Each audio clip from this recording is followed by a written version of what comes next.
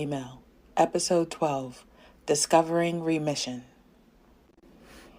Niece, when I first found out I was in remission, I was shocked. How did it happen? When did it happen? Who decided? I looked up the word remission to find out the medical definition. Disappearance of the signs and symptoms of cancer or other disease. It can be temporary or permanent. But had my signs and symptoms of bipolar disorder really disappeared? I thought of all the psych appointments when I told Dr. Chalfin I felt good and I didn't. When I told him my sleep was good and it wasn't. How I didn't tell him that every time I had a really bad cold, I felt like my psychotic symptoms were coming back. How the physical illness sparked some kind of mental reaction. But I disputed nothing.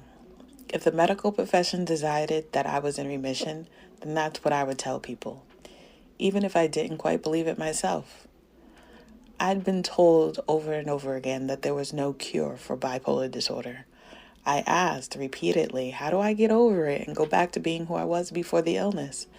And every doctor and every therapist told me that it was not possible. My diminished state was who I would be for the rest of my life. I'd be lucky to be able to hold a job, and they didn't offer any hope that I could graduate from Harvard. But I did graduate and hold a job in spite of my illness. And when I found out that I was in remission through a lab slip Dr. Chalfin handed me, I had to admit I was beginning to feel a lot like the person I was before I was diagnosed.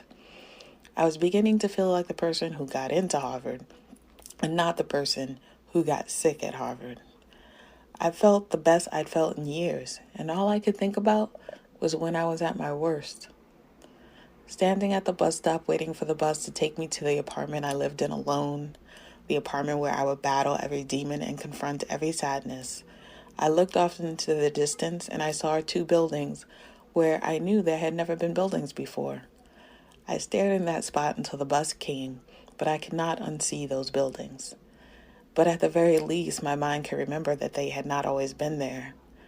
I'd been seeing people in my apartment that I didn't let in. They just walked around like it was their apartment too. Sometimes they would go away for a bit, but they often came back. They were just shadows of people, no one I recognized. Maybe strangers I'd passed whose images stuck in my brain. I didn't want them to talk to me, and I didn't want to speak to them. I wanted them to leave and give me back my mind and my space. But they didn't leave. I did. I ended up back in the hospital, and when I got out, all I wanted to do was move. That space was haunting to me. It seemed to me that even though I didn't see the people in the apartment anymore, that they had won, and it was time for me to move on. So I found a new apartment and decided to get a cat for company. He would be my protector, and he took the role very seriously. Anytime anyone entered the apartment, he would come out and inspect them. It was his apartment. I just paid the rent.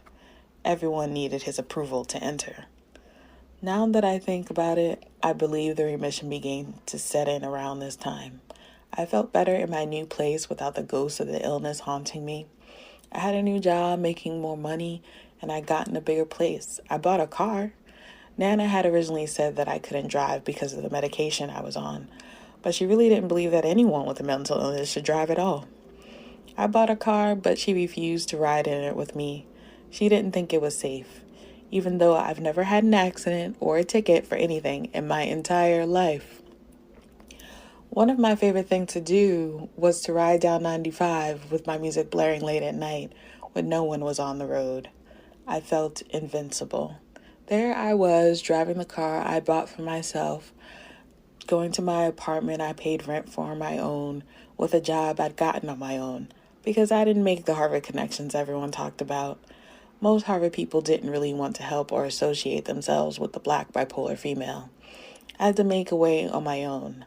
$15 an hour to $22 an hour, no $80K or $90K for me to start out. But it was enough that, it was the beginning of what the doctors were calling my remission. I've been on this path for a while now, and it was pretty nice. I feel that every day I get a little bit stronger mentally. Every day I feel a bit more like my old self, and that comforts me. Bipolar disorder tore me down to a stump with shallow roots, I've grown downward and upward, and as I come into full bloom, I'm just thankful. I don't know why I've been given a chance at remission, but I don't want to waste it. There's never enough time to sit and talk and share, but I wish someone had told me about remission. I wish someone had given me that hope when I was very sick. I know that you are not sick now, but I want you to hold on to that hope. If something happens, it is not the end of everything.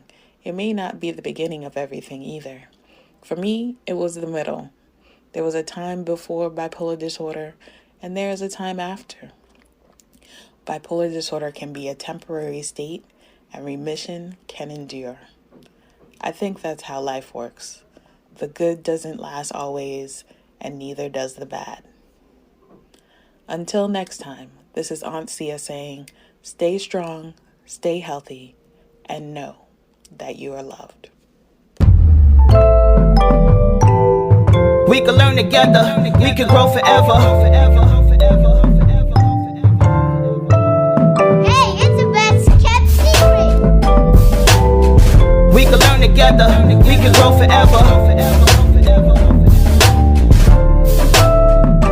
I am not my hair, I am not my skin. I am a vessel of love and soul within. I am black bipolar female. I am black bipolar female. I am not my hair, I am not my skin. I am a vessel of love and soul within.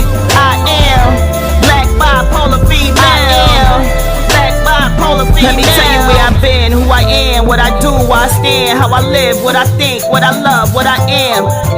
Black bipolar female. Yes, man, many questions you could ask. What I don't know I will pass. I will help you understand all the ups, all the downs, all the smiles, all the frowns, all the whys, all the hows. Walk the journey with me, the road is full of wows. We can learn together, we can grow forever. We can learn together, we can grow forever. Black bipolar female.